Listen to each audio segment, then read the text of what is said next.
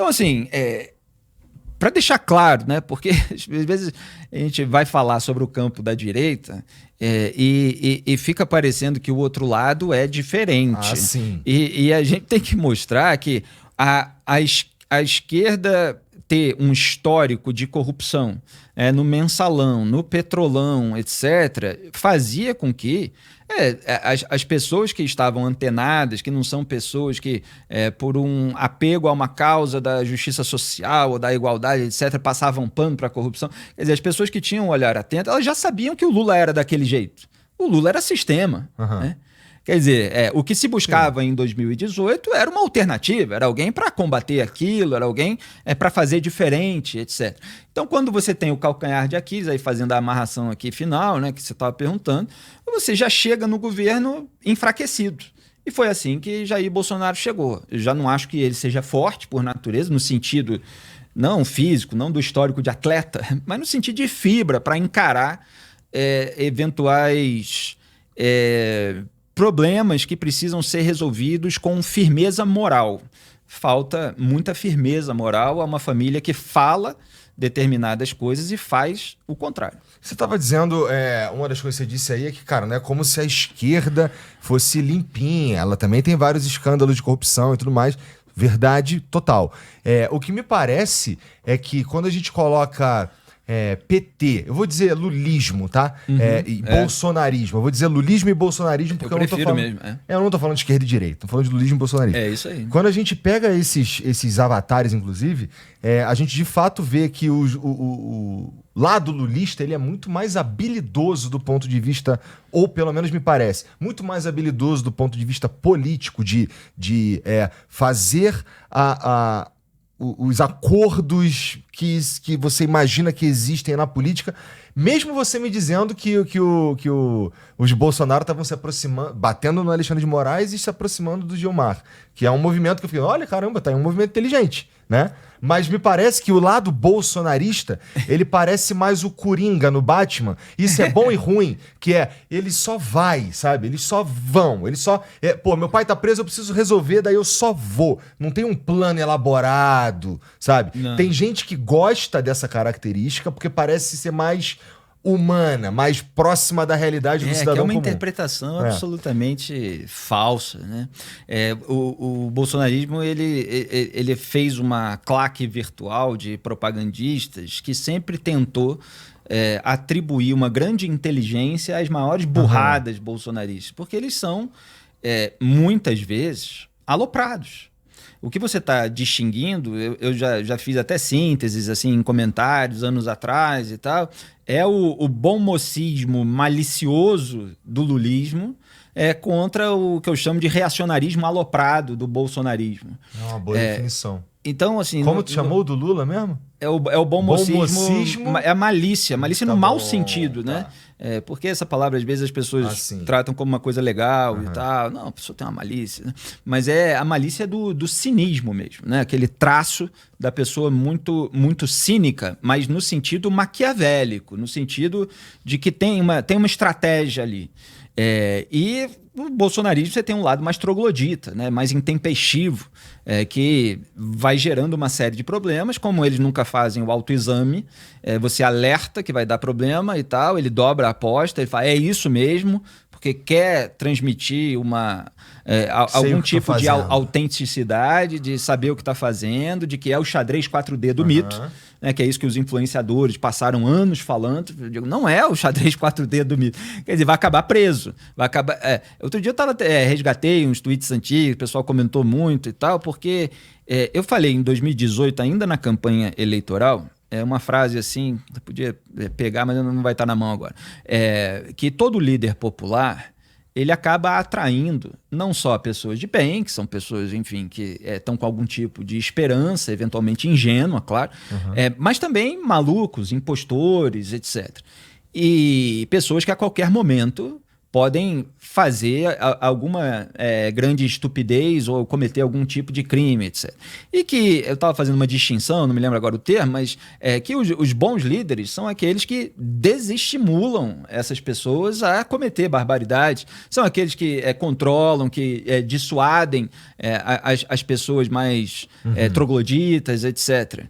Enquanto os outros deixam... E eu estava falando aquilo justamente porque ainda na campanha de 2018 eu estava vendo o quanto você tinha ali de bolsonarista louco, que estava dando a vida por aquele projeto. Era como se fosse aquilo que desse sentido à vida daqueles militantes, nós vamos chegar no poder e tal, e querendo abocanhar tudo, né? E depois te viu muita gente ali querendo ganhar dinheiro, querendo ganhar cargo, deixando o princípio de lado, aquilo que acusava o PT estava fazendo igual, na rede social, inclusive. Porque esse negócio de assassinar a reputação, de fazer uma mega militância virtual para emplacar narrativa, atacar jornalista independente que está dando informação verdadeira, porque uma coisa é você criticar o colunista de viés esquerdista, que não sei o que. Outra coisa é você tentar assassinar a reputação das pessoas. E o lulismo fazia isso. Eu ajudei a popularizar a sigla MAV, né, porque uma vez o PT criou um grupo que é a Mobilização em Ambientes Virtuais, né, que é MAV. E eu passei a chamar cada militante que eles usavam ali na rede social, que era o Twitter, né, o antigo Twitter, de MAV. Então era o MAV, os MAVs e tal, e várias pessoas começaram a usar aquilo também, e a gente foi identificando aqueles propagandistas. E os bolsonaristas passaram a fazer essas mesmas coisas também, né? Sim. Mas enfim, voltando à sua questão, sim, você tem esse lado malicioso do lulismo e esse lado aloprado do bolsonarismo. Mas olha só o que rendeu. Assim, eu estava lembrando dos dois tweets. Então, se tem um de 2018 e tem outro que é de 2020 ou 2021, em que eu estava apontando que o Bolsonaro ia acabar suplicando para as pessoas que ele ajudou a ter mais poder, a escapar da cadeia, por blindar o Flávio, toda aquela história, que ele ia acabar suplicando para ele próprio escapar da cadeia.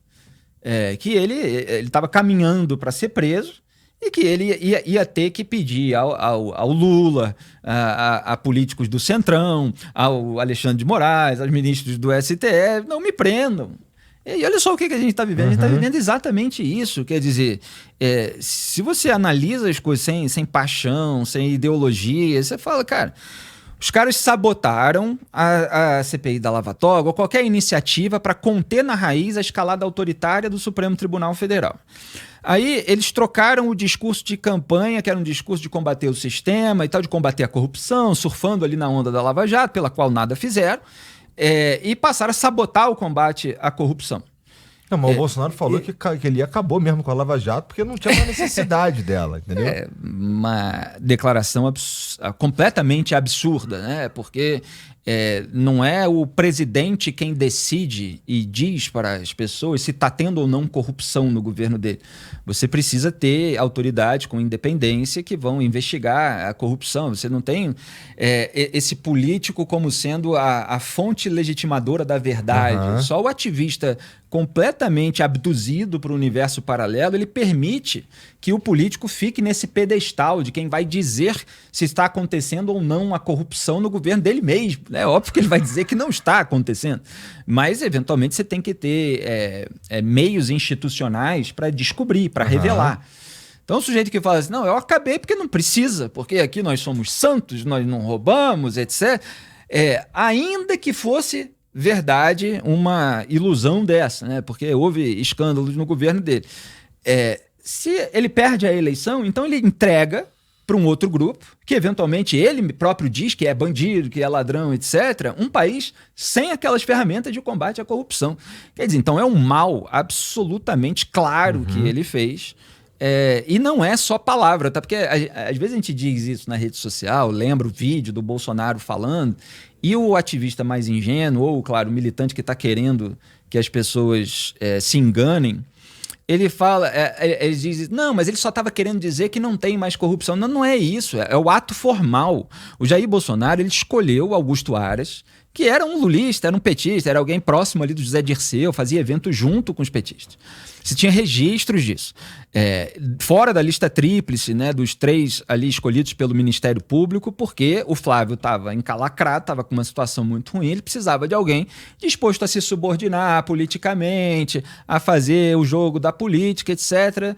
Então puxou ali o Augusto Aras, né? Deve ter recebido recomendação ali de outros políticos. Esse é dos nossos. Uhum. E o Augusto Aras foi o Procurador-Geral da República que formalmente extinguiu a força-tarefa da Lava Jato. Então você tem o registro, está documentado, não é uma simples fala. Eles acabaram mesmo com aquele modelo de força-tarefa. Uhum. Então, enfim, a gente deu umas voltas aí, mas fato é que sem que houvesse uma contenção do autoritarismo do Supremo Tribunal Federal, desse superpoder que eles têm.